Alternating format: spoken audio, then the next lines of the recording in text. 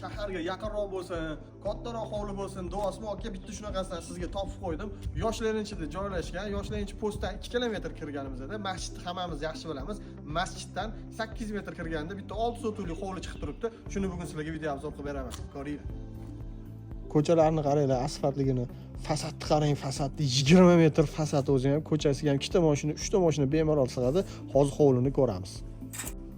Yo'lak qismiga ham bemalol 2 ta mashina sig'adi. Hovli to'g'ri bir joy chiroyli tushgan ekan. Bemalol o'zingizlar kelib ko'rsanglar bo'ladi.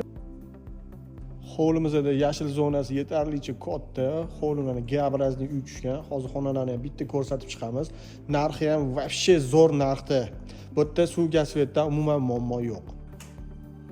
Ushbu xonadonimizda xonalar soni 6 ta ekan. Ba'zi bir sabablarga ko'ra hammasini ko'rsata olmaymiz, lekin asosiy qismini ko'rsatamiz. Remontlari shu holatda ekan.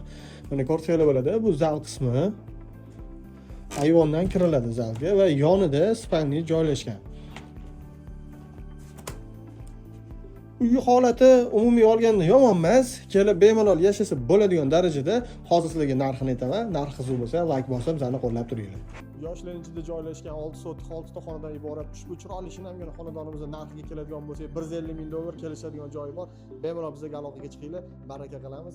Ko'rishda davom eting. Keyingi videolar bundan afzalroq.